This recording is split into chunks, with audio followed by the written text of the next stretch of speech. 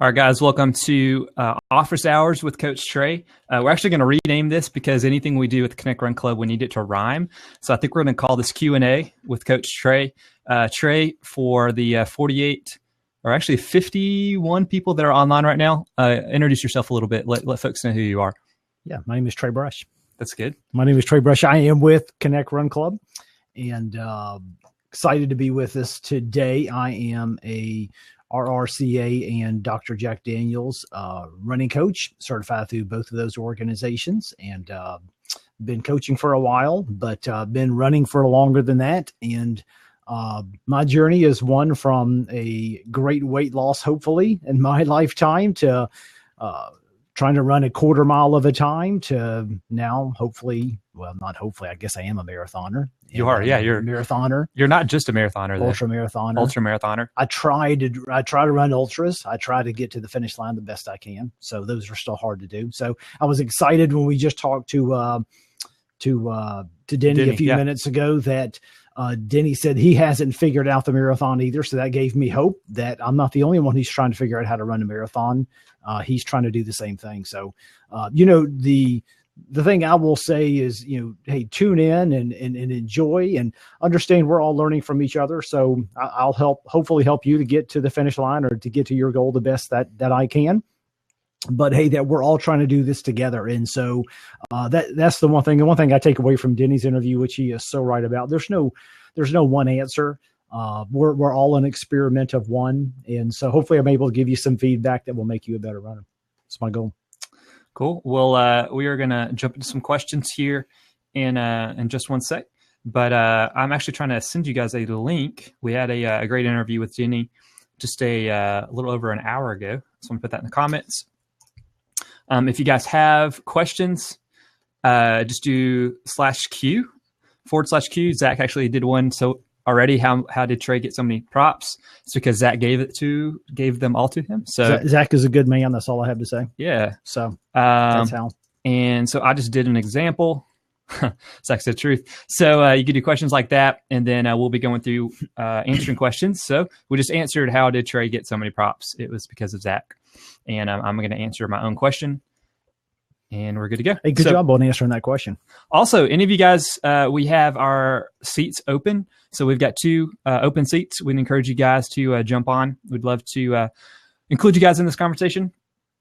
But before then, we're just going to start talking running. So Trey, I'm pulling up our questions. We recently did a contest at connectrunclub.com. You guys can check that out. I'm actually trying to pull it up myself. You can win some free running shoes. So if you guys go to this link, there we go. You guys can get some free running shoes. And then one of the ways to get extra entries into that contest is by asking or answering the question of what your number one running struggle is. So some of the ones we're going to be talking about are some of the ones that were already mentioned. So Trey, I am going through them right now. Yep. All right, let's start with Allison Bonning. She said, working long hours and not being motivated at the end of the day because I'm tired. That is your number one running struggle. So what would you respond to that? I know that's a common one we hear is there's just not enough time to train. Yeah, it is common. It's something we all battle. And unfortunately, it's never going to go away. One of the things, and I feel like I can just steal content from Denny Cray all day, but I do agree with Denny that I think it's one of those things you have to plan in advance. But I also think you have to have some realistic expectations and live in the season that you're in. And I think it was actually a couple years ago, I came to the conclusion, and my wife actually didn't really like this conclusion, but I told her, I said, I'm going to be running ultra marathons for many years, and I probably won't get good at it for another 10 years. Well, the reason why is because I'm in a stage of life right this minute that I have 2 boys. Right now, their age is 12 and 8, and that's my concentration, and is trying to be a good dad and trying to be a good husband. And so, I am limited on my training time, and people think, oh, you put in a lot of miles. Well, I put in a decent amount, but I could always put in more. But I think you have to embrace the season that you're in, and don't worry about the things that you can't do. Worry about the things that you can do. And so I would say, hey, don't feel guilty about what you can and can't do. And really, reality is you just want to concentrate on getting to the finish line. That's the most important thing. And make sure you have a realistic goal. So for instance, with me, with a marathon or with a half marathon, I can probably have a goal that can stretch me a little bit, but I just know from, if I'm looking at some of the longer races, I just have to have a realistic goal. And for me, a realistic goal is I'm going to try and get to the finish line and get to the finish line with a smile on my face. And so I can't deal with the things that are out of my control. So here's what I would say. If your schedule is running 2 to 3 days a week, then make the best out of those 2 to 3 runs and don't worry about it.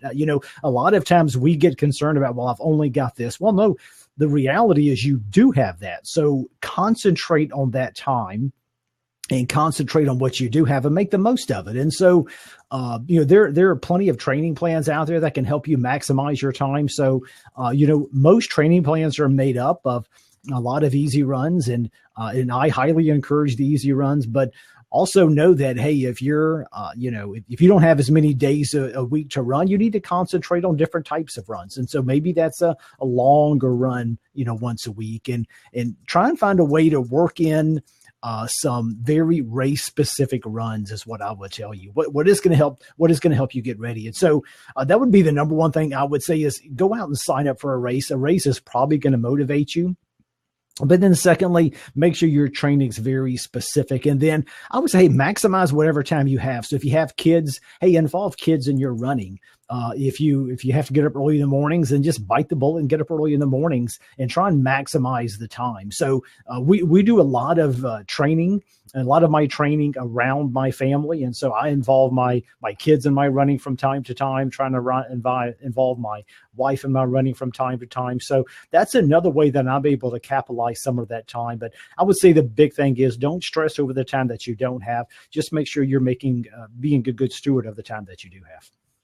That was good. That was good. Again, as you guys are jumping in with us, you can feel free. We have a couple open seats with us here on the lab, and you guys can call in if you have some specific questions. We'd love to join, or love you to join us. We've got Trey Brush with us, our resident running coach with the Connect Run Club. We actually are in the same room.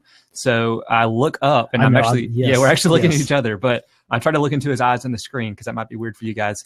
But we did a contest. We're running a contest right now. Win some free running shoes. We got the link over there on the side.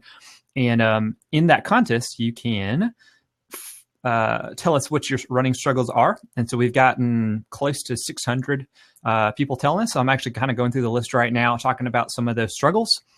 And so Trey, this guy actually has a monkey for his image. And his name is Kevin Queen. Looks like he's from Lawrenceville.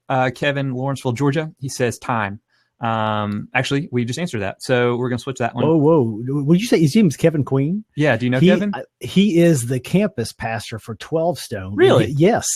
He is the campus pastor for the Kevin Queen at gmail.com. Kevin Queen, yes. There you go. And cool. He has an 8-year-old daughter, apparently. I think he has 4 kids, if I'm not. If it's the same one, yeah. Taking care of my 8-year-old daughter, cooking dinner. That has got to be him. He is the campus pastor for the Hamilton Mill location. So, Kevin, if you happen to listen to this, we're going to send this out to everybody. Yeah. So please, Kevin, keep up the good work, Kevin. That's all I've got to say. All right. His wife runs, by the way, and she's pretty quick. She's quick. Mm-hmm. That's cool. Well, we're going to move right on. This one is coming from Tamara Peters from Fernandina Beach, Florida. She says her number one running struggle is making sure I maintain proper muscle mass and conditioning prior to avoiding injury during distance runs. So she's struggling with muscle mass or struggling with, so it sounds like she's getting injured. Is that right? It sounds like it, sounds like. So maintaining the right muscle and conditioning so you don't get injured. So I would even throw in, sounds like a little bit of cross training too. Like how do you kind of manage that? Yeah. I think a lot of this goes to, I think it's a combination of the question that we just had. Because here's the thing, if you're going to invest your time and energy into being a runner, we get, that you only have a certain amount of time each day. And so I want to be sensitive to be able to say, hey, you need to go spend some time in the gym. You need to go try and do 3 or 4 days a week of some strength training. Yeah, in an ideal world, that's the case. In an ideal world, you're doing some core work. I mean, I would love if you could spend 2 days a week in the gym doing strength training. So let's say you can do that. That's great. If you can't, one of the things that I do from time to time, if I'm really pushed on time and I know it's a week I'm not going to get there. In fact, I did it this morning and it put me about 10 minutes behind schedule, but I just didn't care. Usually after my runs, you're exhausted. You want to get in the car, and it was probably in the mid 40s this morning after I got done, and I was cold and I was tired. And I just wanted to go. But instead I spent about 10 minutes in the parking lot just doing some exercises. So I did some stretching. I did some push-ups. I did just a few planks, and I was exhausted. There's no doubt, but I also knew I haven't gotten to the gym at all this week. And I knew the only chance I was going to get to strengthen myself was going to be after my runs this week. So that's what I did. And so I would say maximize your time. And hey, if you've got time to get in a 30 to 45-minute run, hey, I would even say cut it by a mile and knock a mile off of that, because reality is I would love you to spend some time doing. So if you had 45 minutes of effort, spend 30 minutes of that running or 35 minutes of that running, and make sure you concentrate 10 to 15 minutes of strength training. So, hey, and it's really simple. It doesn't have to be much. What is it? It can be push-ups. It can be some lunges, some walking lunges. It can just be some body weight squats. It can be some dynamic stretching. It can be some planks. So it doesn't have to be much. But if you do something like that, all of a sudden you begin putting a little bit more focus to it. And reality is, if you can spend 10 to 15 minutes each time, maybe 3 days a week, do 2 to 3 days a week, all of a sudden you're looking at, 30 minutes to an hour of strength training that you've put. Strength training doesn't necessarily have to mean lifting weights. Strength training just might be doing something to make your core stronger. And in reality is, what happens late in a run is when we don't have the strength in the core we're supposed to, we lose form. And that's one of the biggest ways that we get tired at the end of the race, because we just don't have good form. So I would just say, instead of just worrying about getting to the gym, just trying to do something post run. And I think that would help tremendously for you. Good stuff. So some strength training thrown in there. We're going to keep on powering through some questions. We're actually trying to get a couple other folks in with us. We want you guys to jump in that extra seat if you are available and you're logged in and you're not just viewing us. So going back down the list. All right, this one is this is a good one. All right, usually the biggest struggle is they usually are not running a recovery day after hard workouts. And they're asking, would they benefit from a slower run? Or I guess adding slower runs into their schedule. This is from Tim Axline from Yulee, Florida. The answer is probably yes. Yes. Okay. Yes. However, I'll say this. I would want to look at how many days a week you're running. And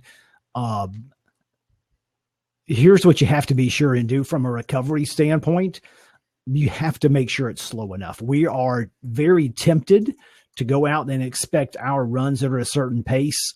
And I'll just give you for instance, so I did a long run this morning. I will do a recovery run tomorrow. Yeah. It'll be 2 minutes a mile slower tomorrow. 2 minutes? 2 minutes. Yeah. How far did you get this morning? Did 16 this morning. 16. Okay. So I will do 2 minutes slower per mile tomorrow than I did today. So it is not a normal run. What it is, it can help you with recovery, but here's what I don't want people to do. I don't want people to turn that recovery run into an easy run. Even though easy sounds right, it's not the same. Yeah. You are absolutely trying to get out there, and it does help, because I think it helps speed up recovery after a hard effort. But here's what I wouldn't do. If you're used to running currently, let's just say 4 days a week, and all of a sudden that would increase you to 5 days a week, I'm not sure what that stress would do to you. But here's what I would say. If you're running 4 to 5 days a week now, and you could change one of those runs to right after the day after to making it a recovery run, and don't do it I don't even like to do it by mileage, because you get in your head what the mileage needs to be. I would just do it by time. And I say, hey, if I'm you, I'm getting out there for 40 minutes or so, 30 to 40 minutes, a nice, easy, slow recovery run, and keep it. If you can't do it slow, don't do it at all. That's my recommendation. That's good. All right. So we've got another question.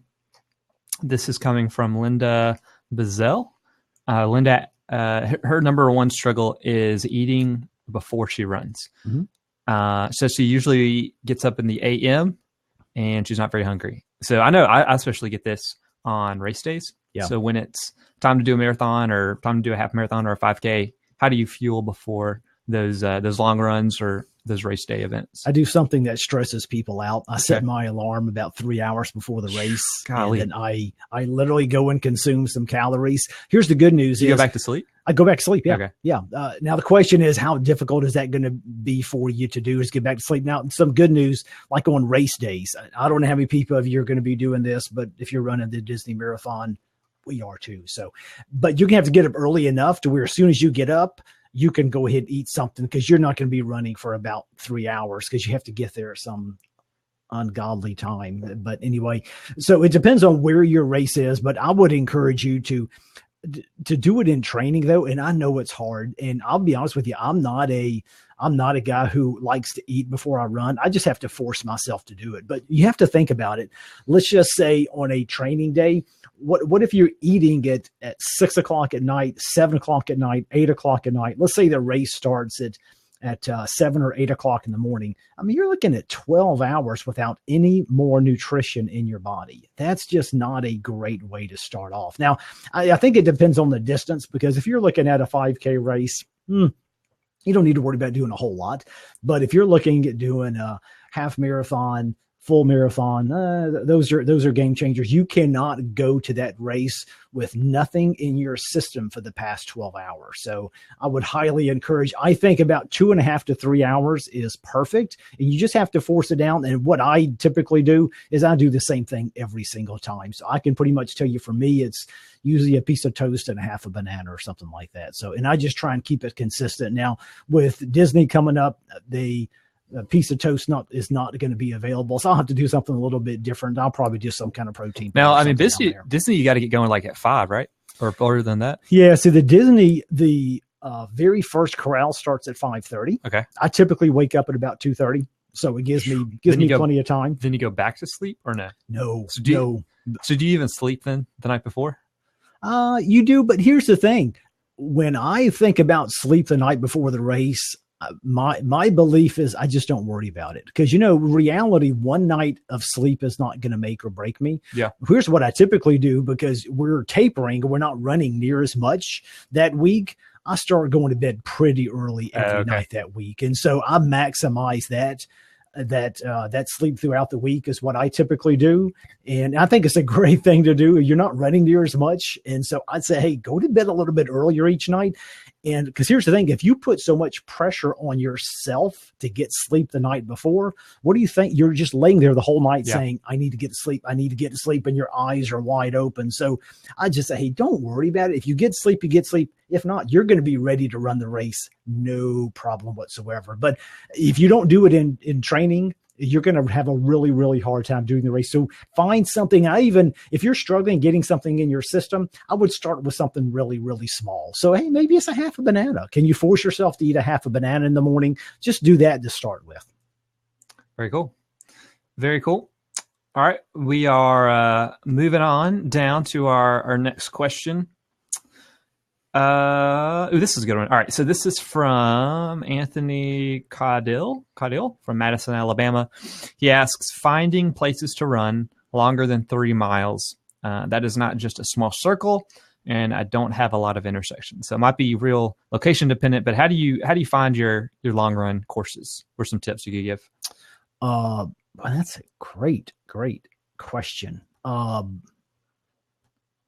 What I do personally is I will, and some people I can't believe you do that, but it's just what you have to do. I live in a really rural area. Yeah. And so I have no sidewalks where we live, and we have a lot of dogs that are not on leashes where I live. And so I have that's why your pace is so fast. You're running from dogs. Yeah. Yes, I am running from dogs. And so I actually drive 20 to 40 minutes, depending upon where I go to run. Yeah. It's just kind of a habit of what I do. Now, having said that, I love to use, and it doesn't matter what app you use or what website, but I use Map My Run, and I will chart something out on Map My Run, Okay. and I know ahead of time what it is. And so one of the things I like to do, and if you're training for whether it's a 5K, a 10K, half marathon, or full marathon, I try and build a course that is relatively similar to the course I'm running. It doesn't have to be exactly the same,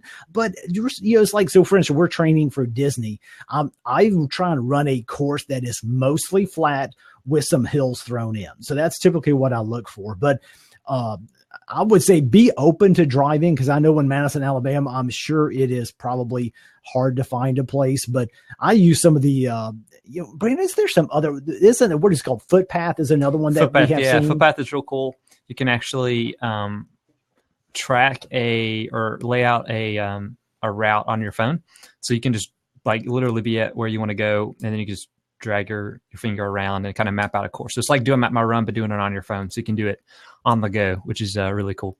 Yeah. And then I'd also see, I don't know what's close by, but you may want to look in to see if there's any state parks close by. Because I know there's some great state parks in Alabama. I don't know exactly where they're at, but I've got a lot of friends or a couple of friends on Strava who live in Alabama, and I'm seeing them run on trails all the time. And so I know there's some great trail races in Alabama. So I would highly recommend Googling what are some popular trail runs that are in Alabama? Because I guarantee you will find some good courses in Alabama. So again, I don't know if they're really close to where you live, but I would use one of those websites. And again, I'd be open to kind of drive around a little bit and kind of see what you find. Good stuff. Well, guys, we're answering some questions. We're running a contest right now to win some free running shoes. There's a link over there on the side. And one of the ways to get extra entries into that contest is to tell us your number one running struggle. So we've got Coach Trey with us here today, and he is answering some of those struggles, some of his tips for you. Our seats for this blab are wide open. So feel free to jump in with you guys. We're just talking running struggles and ways you guys overcome them. And so I'm kind of going through the list. And Karinder, I think that's how you say your name. Thank you so much for the share there on Facebook. I'm going down the list again. Still a lot of long hours. A lot of people are saying that. Let's see.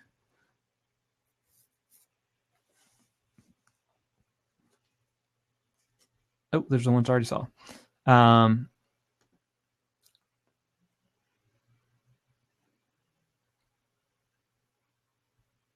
right, this is a good one, Trey. So, this is from Elizabeth in Athens, Georgia. She says, taking those first few steps. Sometimes it takes a lot to get out the house and to get going, but once I do, I feel free and alive and beautiful. So how do you give tips on just get started, just get out the house and get going? Like for just a run, or like just a run? Yeah. So because I know motivation is a big thing people struggle with, just having the practice of actually getting out. But how do you get out of the house on a consistent basis? What are some of the tips you'd give? I think one thing is, I think you have to begin making it a non-negotiable. I think it's something that you just have to do. So typically, and this is kind of crazy, but I will a lot of times, and our friend Denny spoke on this a little while ago, but I think it's so true. I will just set an appointment. I think you have to set an appointment. I usually put it on my calendar. So, I mean, that's certainly one thing. The other thing, you just have to, you have to be able to look and say, hey, I would ask you and say, is there anything specific that you're looking to accomplish? Is there anything, do you have a race coming up? Because a lot of times that is one of the biggest motivators of all for us, is to be able to sign up for something. I mean, a question for you, come right back at you, Brandon. Would you be getting out and run this weekend if you didn't have a race that you were signed up for? I'll probably run, but I wouldn't run what I'm hopefully going to be running. So having a race is a good incentive. It does. I would say put a carrot out there. I think it's important to have something to shoot for. I think the other big thing, and I don't know if you have this ability, but I try as much as I can. I couldn't this morning, and it literally, so I will help you. What's her name again? Who asked the question? What's her name?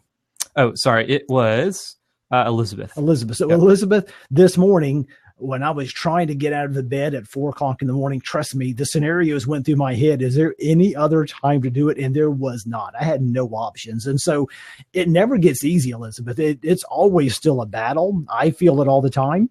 And so it hasn't gone away from me. But what I like to do, I set appointment with friends as well. And so having someone who can help hold me accountable is great. Even if they're not running with me, a lot of times I still have them hold me accountable. Yeah, I've got a friend of mine who I ran a marathon with the other day, and I send him my schedule the week ahead, and I'm like, hey, I want you to stay on me now. And so, and I usually tell him when I'm going to run, and a lot of times he follows me on Strava. And so he will, or I think it's also a Map My Run, but anyway, he notices when I run. And if I didn't run when I say, he's going to give me a hard time. So I think having a little accountability goes a long way as well, but it is just one of those things that unfortunately never gets easy. But hopefully if you kind of create an appointment, hey, take out any of the possible roadblocks that could come up, remove those. And so one of the things I do is, like this morning, I had everything packed for work because I knew I was going to have to go to work right after I ran. I had everything packed.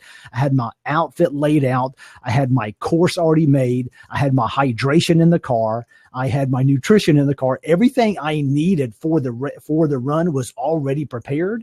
And so I would take out any possible obstacles that could pop up. I would remove those obstacles and get those out of your way, because here's the thing. If there's one thing you haven't done, that's the thing that could stop you. If you're like, oh man, I've got to get all my clothes together. I've got to get my water bottles. I've got to get this. All of those things are going to be roadblocks that will keep you from getting out there. So I would say, think in your mind, what are the potential obstacles that would stop me from getting up in the morning or stop me from going after work, and removing those? And I'm telling you, get some accountability.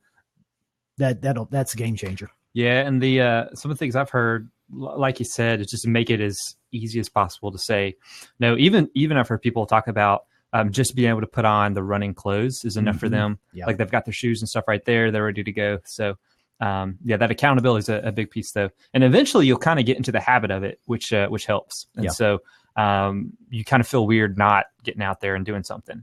But it gets easier as you get going. So, well, we are going to move on. This is a real appropriate for right now. This is from Allison Strassener from Decatur, Georgia. She asked, it's dark in the morning and dark when I get home, and there are no street lights where I live. So I guess that's her struggle. So I guess the question is, how do you run when it gets dark? Especially now the time change happened. It's getting cold. It's going to be, it's 3:30 p.m. When we're recording right now. We're Eastern time, and it's going to be dark here in just a couple hours. So what are some tips you have for that? Allison, first of all, I would say be prepared. I will paint you a scenario. The other day, I was having to run after work, and I was going to go to the track. So there's an idea, number one, for you. Somewhere like a local track is fantastic. But here's the thing. Our local football team, they think that they're the Atlanta Falcons. So they locked the track where they were practicing.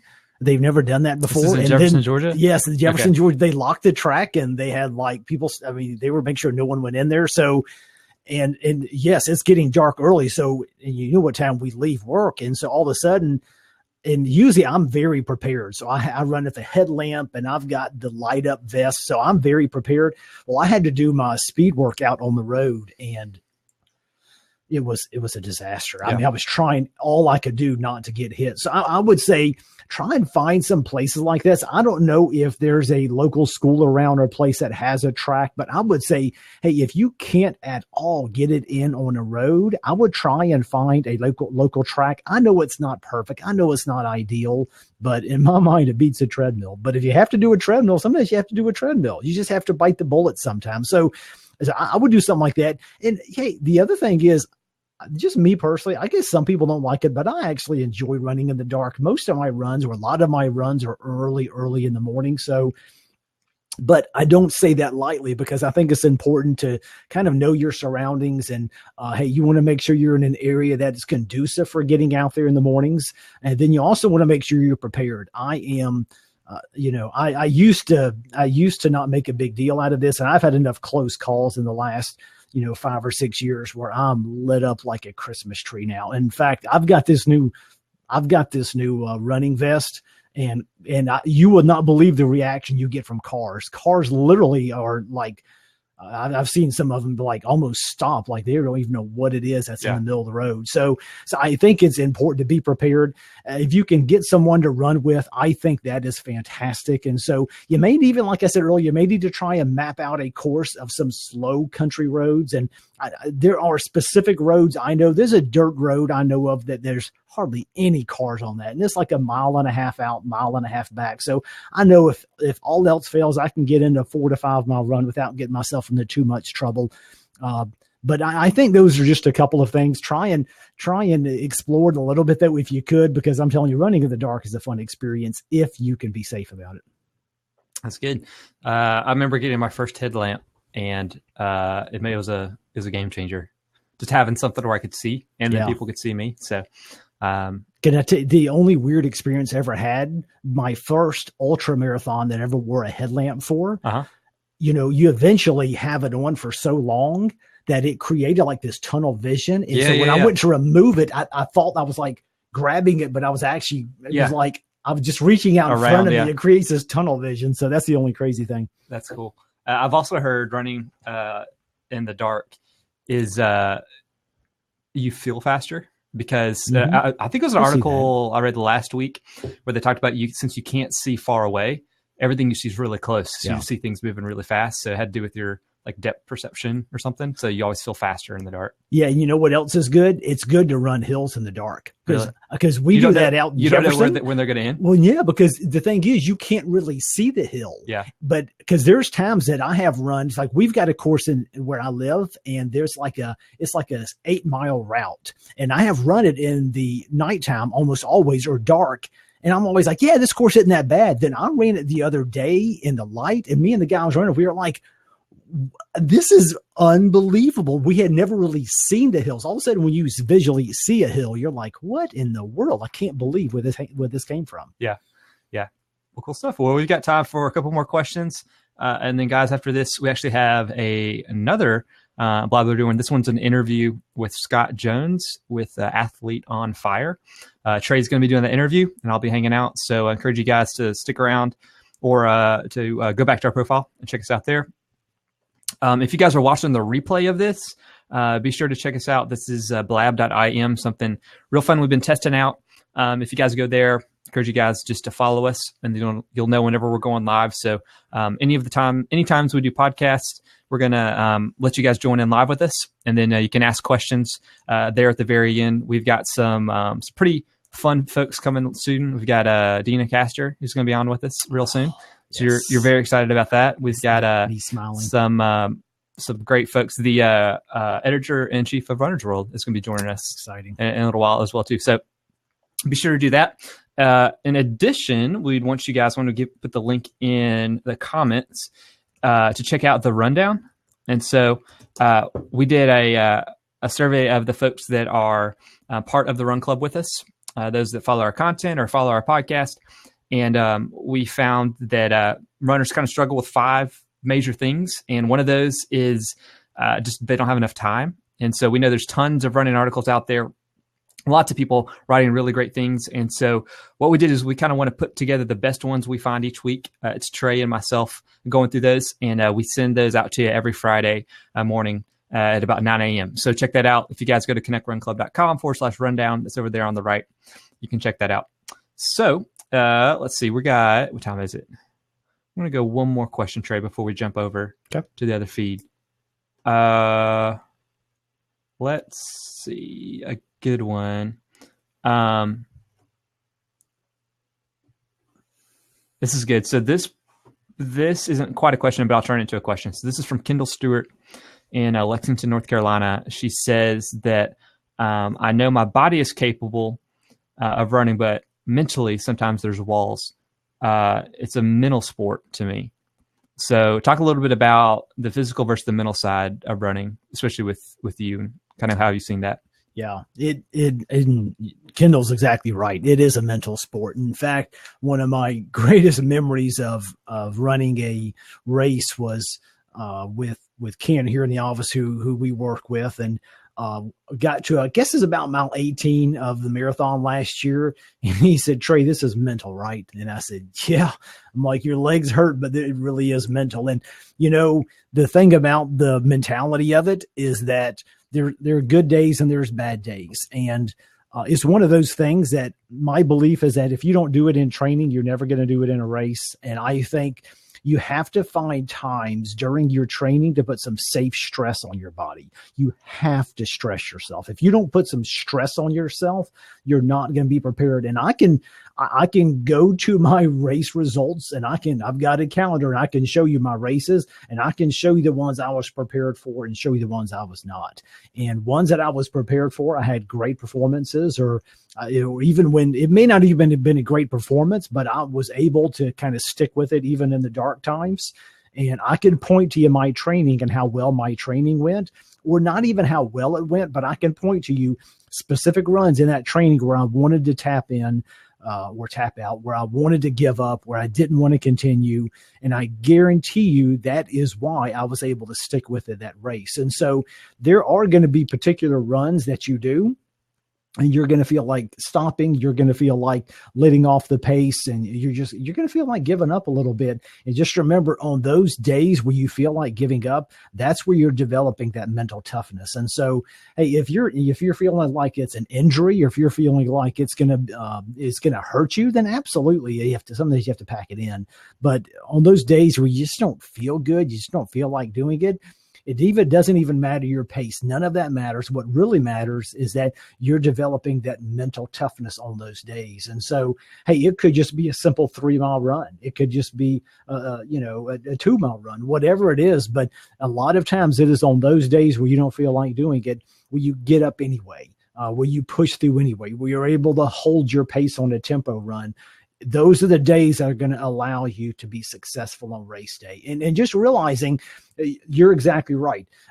Dr. Tim Noakes talks about this, that the central governor we have is up here. And when we're not exercising this during training, and when we're not working on our heads during training, that's when we're probably not going to be prepared for a race. Our muscles are perfectly capable of doing anything. There's nothing that can hold us back from our bodies. But what is the biggest thing that'll hold us back is going to be what's going on between our ears. And so that's where the toughness has to be developed, is in those training runs. Good stuff. Well, we thank you guys for hanging out with us. Those of you that joined us on and off today live, and if you're watching the replay, we hope you guys enjoy this. You can check out all the resources we got over at connectrunclub.com. Trey actually does a podcast 2 times a week with training tips like this. And then we do interview style podcasts as well. You can check that out, connectrunclub.com. And we will talk to you guys soon. And we hope you